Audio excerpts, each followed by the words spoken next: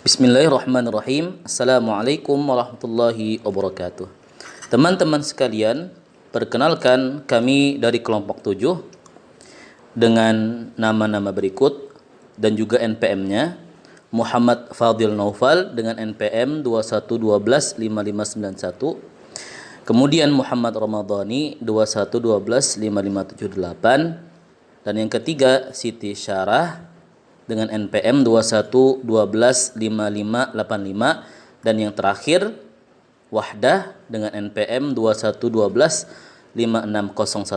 Insyaallah pada kesempatan kali ini dalam pelajaran atau mata kuliah IAD, ISD dan IBD dengan dosen pembimbing Doktoranda Hajah Nurul Aini MPD insyaallah kita akan membawakan makalah yang berjudul tentang cinta kasih dan keindahan.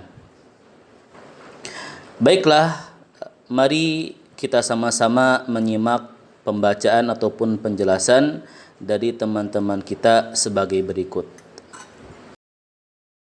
Baik, yang pertama, pengertian kasih sayang.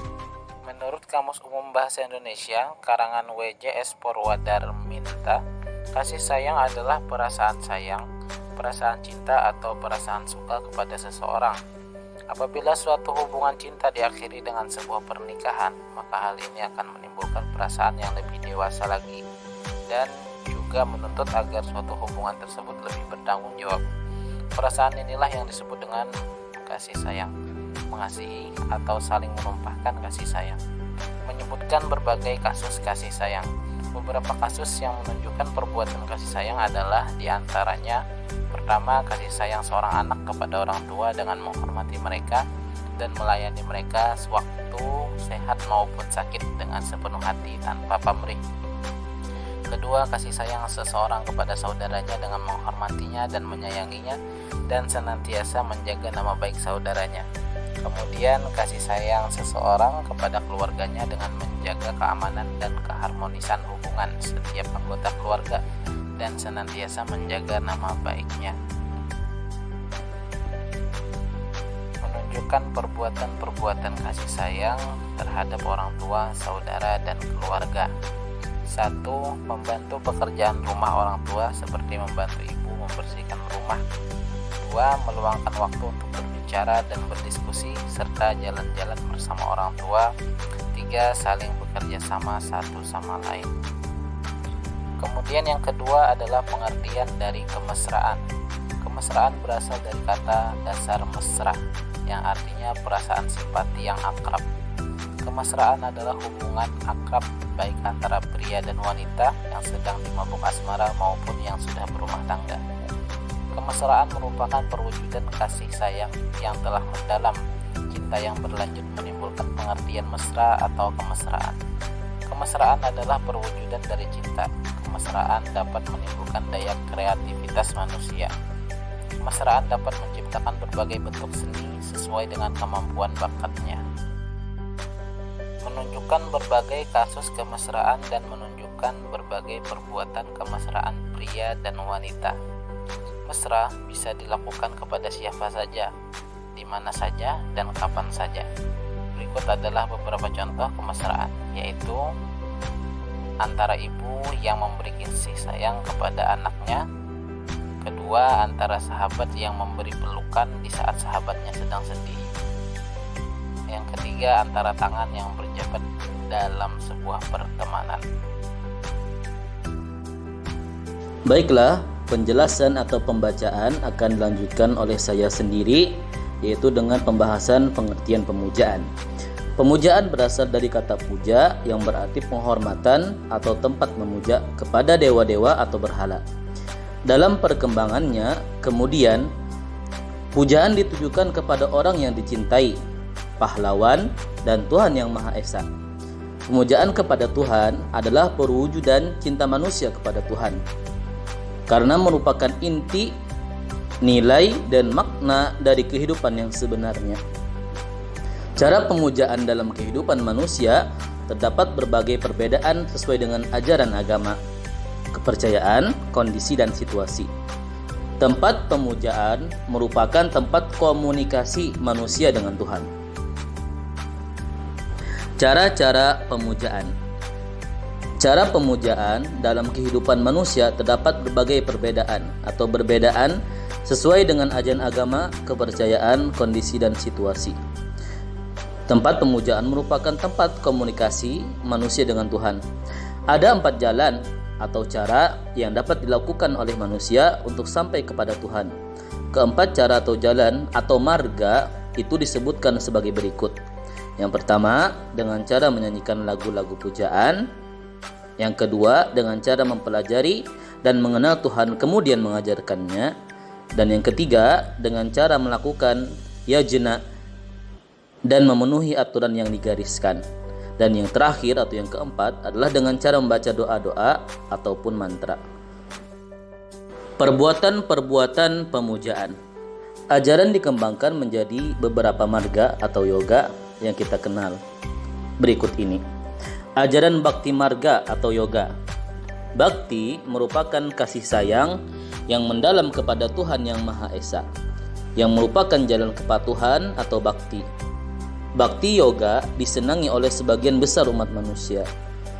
Tuhan merupakan pengejawantahan dari kasih sayang dan dapat diwujudkan melalui cinta kasih seperti cinta suami kepada istrinya yang menggelora dan menyerap segalanya. Ajaran Jnana Marga atau yoga. Jnana yoga merupakan jalan pengetahuan.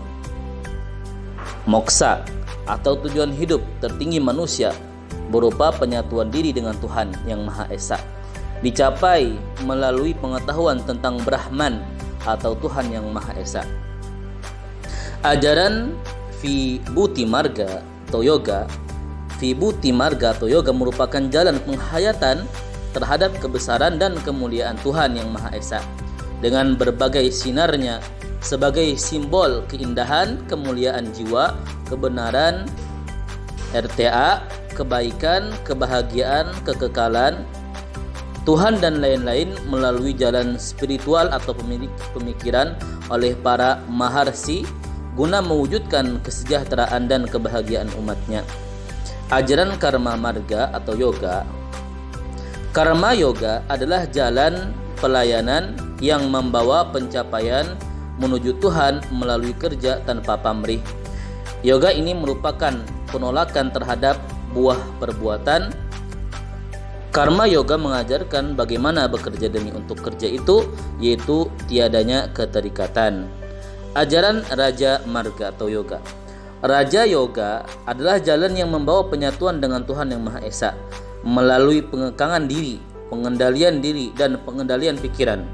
Raja yoga mengajarkan bagaimana mengendalikan indera-indera dan vritti mental atau gejolak pikiran yang muncul dari pikiran melalui tapa, brata, yoga, dan samadhi. Assalamualaikum warahmatullahi wabarakatuh. Perkenalkan, nama saya Siti Syara NPM 21125585. Di sini saya ingin melanjutkan pembahasan dari teman saya, yaitu 4 pengertian belas kasih. Belas kasih adalah perasaan halus dalam hati yang mendorong manusia melakukan amalan utama, memberi maaf, dan berlaku baik. Belas kasih termasuk budi pekerti mulia yang mesti diamalkan untuk mendekatkan diri kepada Allah Subhanahu wa Ta'ala, karena dengan belas kasih itu menyebabkan kita dikasihi oleh makhluk yang ada di langit. Sifat belas kasih ini tidak hanya berlaku untuk manusia saja, tetapi juga mencakup binatang, karena menyakiti binatang bukan termasuk sikap orang mukmin. 5. Pengertian indah. Keindahan merupakan sifat dan ciri dari orang, hewan, tempat, objek, atau gagasan yang memberikan pengalaman persepsi kesenangan, bermakna, atau kepuasan. Sebab-sebab manusia menciptakan keindahan, berikut ini akan dicoba menguraikan alasan atau motivasi dan tujuan seniman menciptakan keindahan. Yang pertama, ada tata nilai yang telah usang. Tata nilai yang terjelma dalam adat istiadat ada yang sudah tidak sesuai lagi dengan keadaan, sehingga dirasakan sebagai hambatan yang merugikan dan mengorbankan nilai-nilai kemanusiaan, misalnya kawin paksa. 2. kemerosotan zaman, keadaan yang merendahkan derajat dan nilai kemanusiaan ditandai dengan kemerosotan moral. Kemerosotan moral dapat diketahui dari tingkah laku dan perbuatan manusia yang bijak, terutama dari segi kebutuhan seksual. Sebagai contoh ialah karya seni berupa sajak yang dikemukakan oleh W.S. Rendra berjudul Bersatulah Pelacur-Pelacur Kota Jakarta. Di sini pengarang memprotes perbuatan bejat para pejabat yang merendahkan derajat wanita dengan mengatakan sebagai inspirasi revolusi tetapi tidak lebih dari pelacur. Yang ketiga, penderitaan manusia. Banyak faktor yang membuat manusia itu menderita, tetapi yang paling menentukan ialah faktor manusia itu sendiri. Manusialah yang membuat orang menderita sebagai akibat nafsu ingin berkuasa, serakah, tidak berhati-hati, dan sebagainya. Keadaan demikian ini tidak mempunyai daya tarik dan tidak menyenangkan karena nilai kemanusiaan telah diabaikan dan dikatakan tidak indah. Yang tidak indah itu harus dilenyapkan karena tidak bermanfaat bagi kemanusiaan. Yang keempat, keagungan Tuhan. Keagungan Tuhan dapat dibuktikan melalui keindahan alam dan keteraturan alam semesta serta kejadian-kejadian alam. Keindahan alam merupakan keindahan mutlak ciptaan Tuhan. Manusia hanya dapat meniru saja keindahan ciptaan Tuhan itu. Seindah-indah tinian terhadap ciptaan Tuhan, tidak akan menyamai keindahan ciptaan Tuhan itu sendiri. Menunjukkan keindahan hasil seni. Ada 5 contoh keindahan yang merupakan keindahan seni. Yang pertama, ada keindahan bangunan Candi Borobudur. Yang kedua, ada keindahan motif baju batik. Yang ketiga, ada keindahan wayang kulit. Yang keempat, ada keindahan ukiran pada relief Candi Prambanan. Yang kelima, ada keindahan patung. Assalamualaikum warahmatullahi wabarakatuh. Nama saya Wahda, NPM 2125601. Di sini saya akan melanjutkan materi tentang pengertian merenung. Merenung adalah ketika seseorang memikirkan sesuatu hal secara terus-menerus dan mendalam. Ketika yang dipikirkan adalah sesuatu yang baik, misalnya cara-cara untuk menghentikan kebiasaan buruknya atau introspeksi diri, tentunya efeknya akan baik untuk dirinya. Sebab-sebab manusia merenung. Kebiasaan merenung ini terjadi pada siapa saja, namun ini memang lebih sering dialami penderita beberapa jenis gangguan mental, misalnya OCD, PTSD, depresi, ketergantungan minuman beralkohol, dan gangguan makan. Seringkali kebiasaan ini memperparah kondisi gangguan mentalnya. Dalam sebuah penelitian, merenung paling sering terjadi pada wanita sebagai reaksi terhadap kesedihan, sedangkan bagi laki-laki biasanya merenung menjadi wadah untuk meluapkan emosi ketika sedang marah. Selain itu, seseorang juga bisa sering merenung karena alasan berikut ini. 1. Sedang menghadapi masalah yang berada di luar kendalinya. 2. Memiliki kepercayaan bahwa dengan memikirkan sesuatu secara berulang-ulang ia dapat menemukan jalan keluar dari masalah tersebut. 3. Memiliki riwayat trauma fisik ataupun mental. 4. Memiliki karakteristik kepribadian tertentu seperti perfeksionis. 7. Pengertian keserasian. Keserasian berasal dari kata serasi dan dari kata dasar rasi, artinya cocok, kena benar, dan serius benar.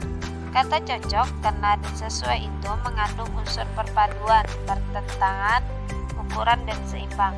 Dalam pengertian perpaduan, misalnya orang berpakaian harus dipadukan warnanya, bagian atas dengan bagian bawah, atau disesuaikan dengan kulitnya. Apabila cara memadukan itu kurang cocok, maka akan merusak pemandangan. Sebaliknya, bila serasi benar akan membuat orang puas karenanya.